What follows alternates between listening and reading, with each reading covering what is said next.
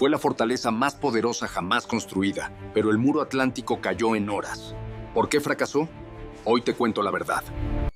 El viento frío del Canal de la Mancha azota las costas del norte de Europa, golpeando contra moles de hormigón gris que aún hoy, décadas después, se alzan como fantasmas vigilantes en las playas. Estas ruinas silenciosas son los restos del Muro Atlántico, la mayor fortificación de la historia, según la maquinaria de propaganda del Tercer Reich.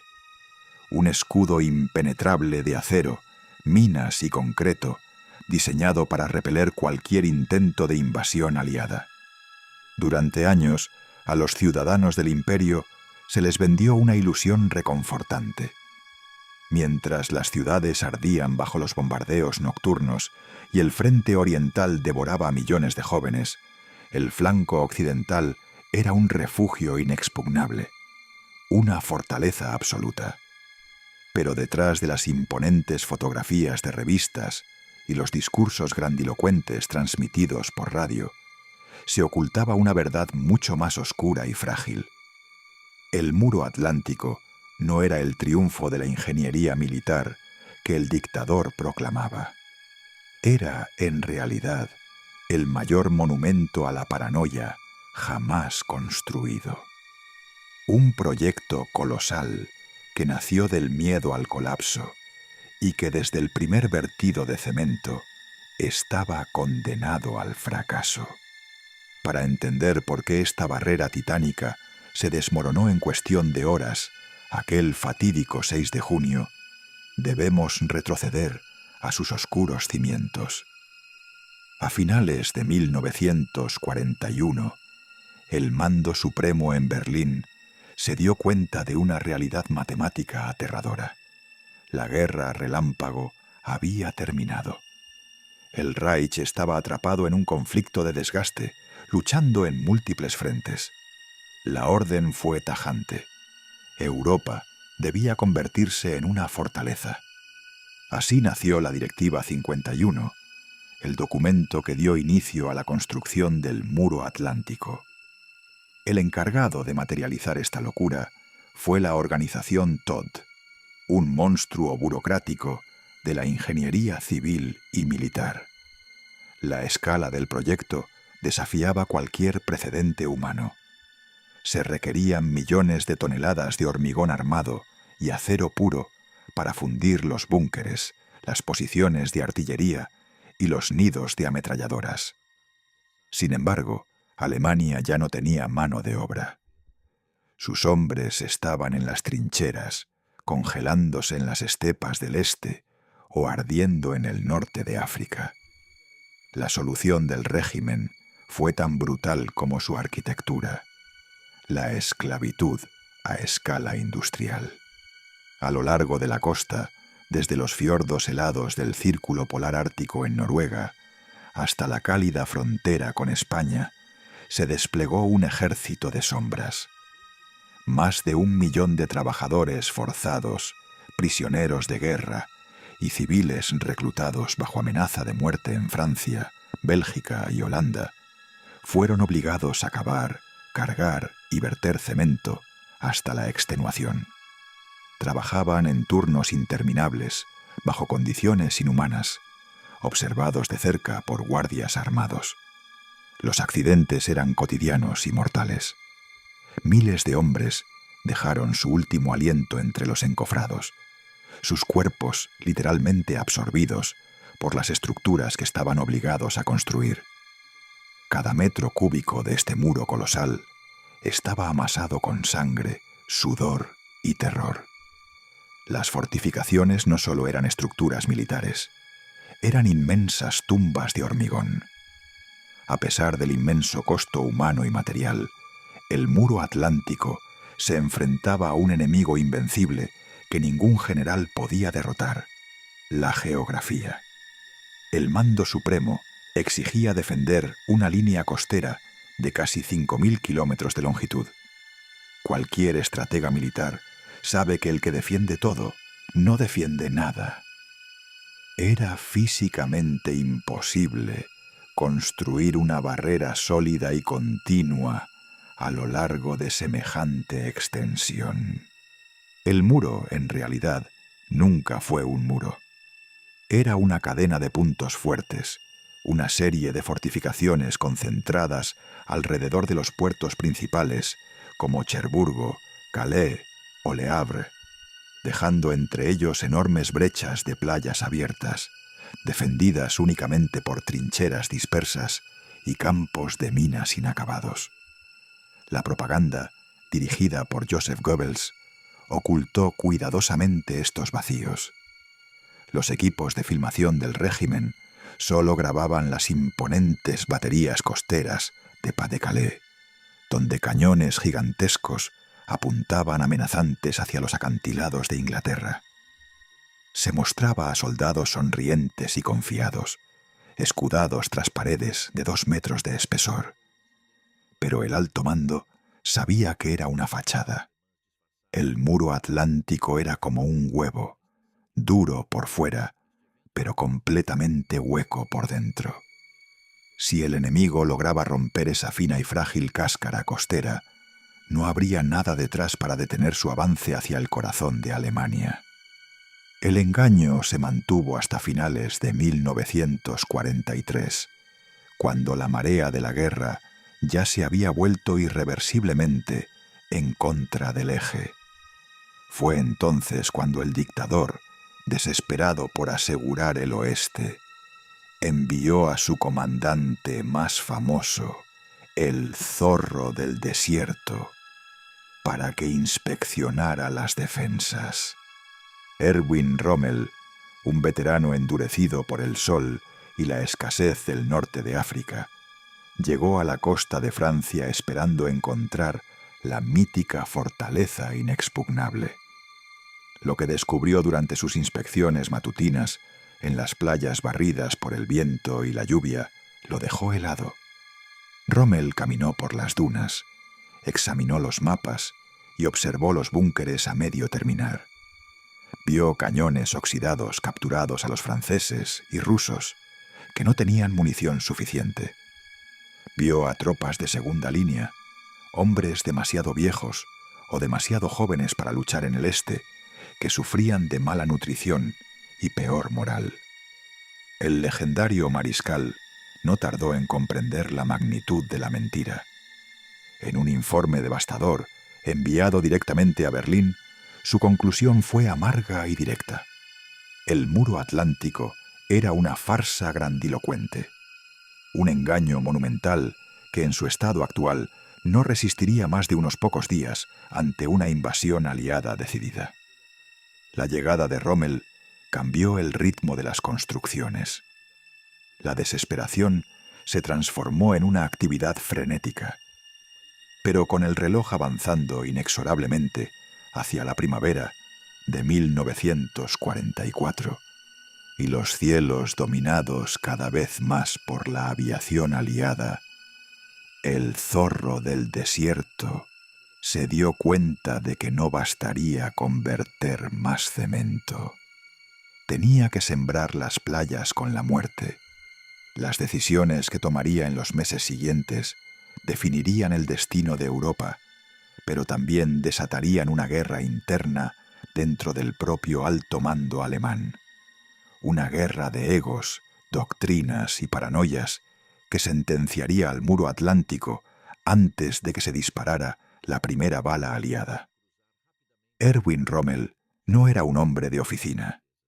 Sus victorias en el desierto se basaban en el barro, la arena y el contacto directo con la realidad del frente.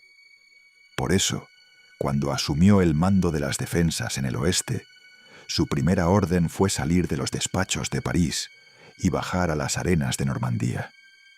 Lo que vio fue una línea de defensa que solo existía en los mapas de Berlín. Para Rommel, el tiempo no se medía en días, sino en mareas. La guerra se ganará y se perderá en las playas, repetía obsesivamente. Solo tenemos una oportunidad para detener al enemigo, mientras está en el agua, luchando por alcanzar la orilla. Bajo su mando, el muro atlántico dejó de ser solo una serie de búnkeres pesados para convertirse en un laberinto de obstáculos mortales. Rommel ordenó la construcción de millones de estructuras defensivas que transformarían la idílica costa francesa en una pesadilla de metal y madera.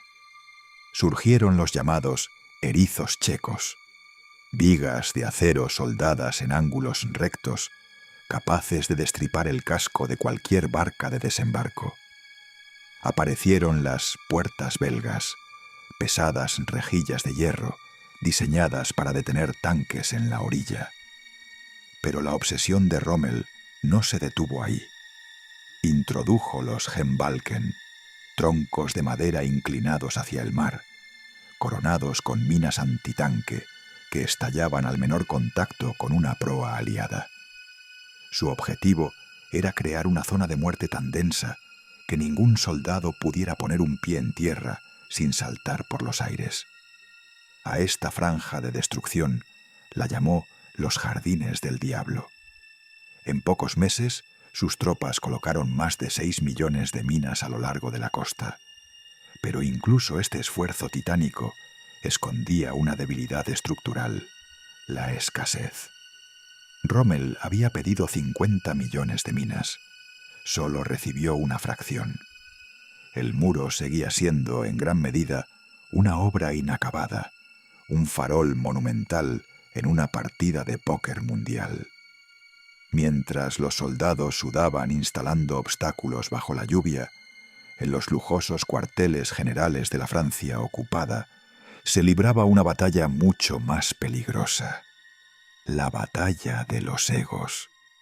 El muro atlántico fue víctima de un cisma táctico que paralizó al ejército alemán en el momento más crítico. Por un lado estaba Rommel, quien sostenía que los tanques, la élite de las divisiones Panzer, debían estar estacionados directamente detrás de las playas. Su lógica era simple.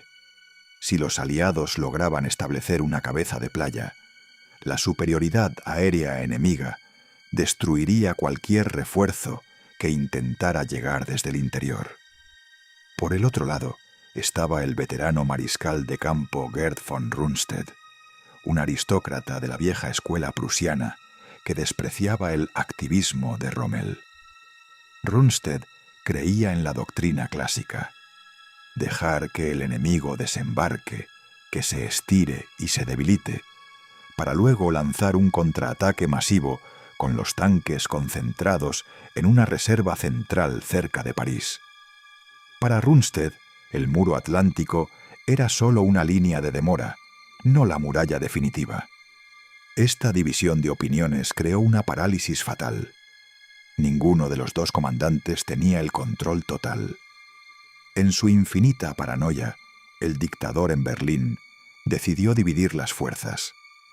Le dio a Rommel algunas divisiones, dejó otras bajo el mando de Rundstedt y mantuvo las más poderosas, la reserva estratégica, bajo su control personal. Esto significaba que, en el día de la invasión, ningún tanque se movería sin la orden directa del dictador, un hombre que a menudo dormía hasta mediodía y cuyos generales tenían miedo de despertar. El muro atlántico, la fortificación más poderosa del mundo, dependía ahora de la voluntad de un hombre aislado en un búnker a miles de kilómetros de distancia. Pero el fracaso no fue solo estratégico, fue logístico. Mientras la propaganda mostraba cañones de calibre masivo capaces de hundir acorazados, la realidad en los búnkeres menores era patética. El ejército de ocupación en el oeste se había convertido en un depósito de chatarra humana y material. Debido a las pérdidas masivas en el frente oriental, las unidades que defendían el muro estaban compuestas por hombres que los generales llamaban divisiones de dieta estomacal. Soldados con úlceras, veteranos heridos o reclutas de los territorios ocupados del este, cuya lealtad al Reich era nula. El equipo era un caos de calibres y nacionalidades. En un mismo sector podías encontrar cañones franceses capturados en 1940, piezas de artillería polacas y ametralladoras checas. Esto creaba una pesadilla logística. Si una batería se quedaba sin munición, era casi imposible encontrar repuestos compatibles en mitad del fragor de la batalla. El muro atlántico no era una máquina bien engrasada, era un rompecabezas roto que se mantenía unido solo por el miedo y la inercia. A medida que se acercaba junio de 1944, la tensión en la costa alcanzó un punto de ruptura. Los vuelos de reconocimiento aliados eran constantes y la resistencia francesa intensificaba sus sabotajes, cortando líneas de ferrocarril y cables de comunicación bajo el amparo de la noche. Los comandantes alemanes sentían que el golpe era inminente, pero el clima decidió jugar su propio papel en esta tragedia. Una tormenta masiva se desató sobre el canal, convenciendo al mando supremo de que ningún desembarco sería posible en esas condiciones. Confiado en que el mar embravecido le daría un respiro, Rommel tomó una decisión que sellaría su destino. Abandonó el frente para viajar a Alemania, llevarle un par de zapatos hechos en París a su esposa por su cumpleaños y tratar de convencer personalmente al dictador de que le entregara el control de los tanques. El muro atlántico, la fiera muralla de acero, se quedaba sin su principal arquitecto justo en el momento en que los radares alemanes empezaban a detectar una anomalía en el horizonte. Miles de barcos, ocultos por la bruma y el silencio, se dirigían hacia las brechas que el cemento nunca pudo tapar. La mayor fortificación de la historia estaba a punto de enfrentarse a su prueba de fuego, y sus defensores estaban, literalmente, durmiendo. La madrugada del 6 de junio de 1944, el Canal de la Mancha no era más que una extensión de gris infinito bajo un cielo de plomo. En los búnkeres del muro atlántico, los centinelas alemanes escudriñaban el horizonte con los ojos cansados por la vigilancia constante.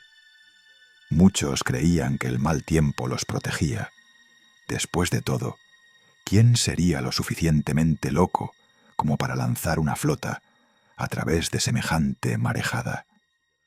Pero a las 5:30 de la mañana, la bruma se disipó para revelar una visión que ningún soldado alemán olvidaría jamás. El mar había desaparecido. En su lugar, miles de barcos, desde acorazados gigantescos hasta lanchas de desembarco, cubrían el océano hasta donde alcanzaba la vista. La fortaleza Europa estaba a punto de ser puesta a prueba. El primer golpe no vino de los soldados, sino del acero. Los cañones de la flota aliada abrieron fuego con una furia sísmica. Dentro de los búnkeres de hormigón, el estruendo era ensordecedor. Las paredes de 2 metros de espesor vibraban como si fueran de papel. El polvo del cemento se desprendía de los techos, asfixiando a los artilleros que intentaban desesperadamente localizar sus objetivos a través de las estrechas rendijas de observación. Fue en ese momento cuando se reveló la primera gran debilidad del muro. Los búnkeres eran excelentes para proteger a los hombres, pero atroces para permitirles luchar. La visibilidad era mínima, y una vez que los barcos aliados se acercaron lo suficiente, los cañones fijos de las baterías costeras tenían ángulos de tiro limitados. La invencibilidad del hormigón era una jaula de oro. El mito se desmorona en las playas. Cuando las rampas de las lanchas de desembarco cayeron, el muro atlántico mostró sus colmillos. En lugares como la playa de Omaha, las defensas de Rommel funcionaron con una eficacia aterradora. Las ametralladoras MG-42, situadas en nidos de hormigón elevados, barrieron las arenas, convirtiendo la orilla en un matadero. Durante unas horas pareció que el muro resistiría. Pero la tragedia para los defensores alemanes era que mientras ellos luchaban por cada metro de arena, el sistema que debía sostenerlos se estaba desintegrando por completo. El caos en la cadena de mando fue absoluto. Rommel, el arquitecto de la defensa, estaba a cientos de kilómetros de distancia, celebrando el cumpleaños de su esposa. Cuando recibió la noticia, su reacción fue de una incredulidad devastadora. El hombre que había dicho que la guerra se decidiría en la playa no estaba allí para dirigirla. Mientras tanto, en los cuarteles de retaguardia, las divisiones Panzer, la única fuerza capaz de lanzar a los aliados de vuelta al mar, permanecían inmóviles. Los generales suplicaban permiso para avanzar, pero la orden nunca llegaba. El dictador dormía en su refugio de los Alpes y sus subordinados, paralizados por el miedo a despertarlo con malas noticias, dejaron pasar las horas más críticas del siglo XX. El muro atlántico era un gigante con los pies de barro y el cerebro en coma. La retaguardia perforada, el fin de la línea. Pero el fracaso definitivo del muro no ocurrió frente al mar, sino a sus espaldas. Meses antes, Rommel había advertido que si el enemigo lograba superar la playa, el muro no serviría de nada. Tenía razón. Mientras la infantería aliada moría bajo el fuego de los búnkeres, miles de paracaidistas ya habían caído tras las líneas alemanas durante la noche. Los búnkeres, diseñados para resistir ataques desde el océano, eran vulnerables desde tierra. Los soldados aliados rodearon las fortificaciones, lanzando granadas y fuego a través de las aberturas traseras. A mediodía, la muralla inexpugnable había sido perforada en múltiples puntos. El hormigón no pudo detener la marea humana y mecánica que ahora fluía hacia el interior de Francia. Las baterías costeras, que habían costado millones de marcos y años de trabajo forzado, fueron silenciadas una a una. En la mayoría de los sectores, el muro atlántico dejó de existir como sistema defensivo apenas 6 horas después del primer disparo. La mayor inversión militar del Reich se había convertido en una serie de islas aisladas, rodeadas por un enemigo que ya no las necesitaba para avanzar. Hoy, 80 años después, el muro atlántico sigue allí. Sus búnkeres, semienterrados en la arena o asomando desafiantes desde los acantilados de Normandía y Dinamarca, se han convertido en destinos turísticos y refugios para el graffiti. Pero si los miramos de cerca, estas moles de cemento nos cuentan una historia mucho más profunda que la de una simple derrota militar. El muro atlántico fracasó porque fue concebido como una solución física para un problema político y estratégico que el régimen no podía resolver. Fue una respuesta desesperada a la realidad de una guerra que ya estaba perdida. El mando supremo creyó que el cemento podía sustituir a la visión estratégica, que la cantidad de hormigón podía compensar la falta de hombres, de combustible y de moral.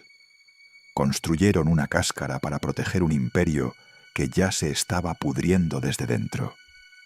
El fracaso de esta fortificación brutal nos deja una lección histórica permanente.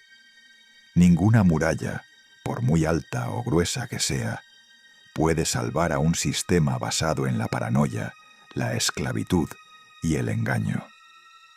El muro atlántico no fue derrotado solo por los cañones de los acorazados o por el valor de los soldados que saltaron a las playas. fue derrotado por su propia arrogancia. Al final, lo que debía ser una fortaleza inexpugnable, terminó siendo poco más que una tumba de hormigón para las ambiciones de un imperio que duró 12 años en lugar de los 1000 que prometía. Mientras el mar sigue reclamando lentamente estas ruinas, el muro atlántico permanece como un recordatorio silencioso de que el verdadero poder de una nación no reside en sus muros, sino en su capacidad para no necesitarlos. La mayor fortificación de la historia no fue vencida por la fuerza bruta, sino por la realidad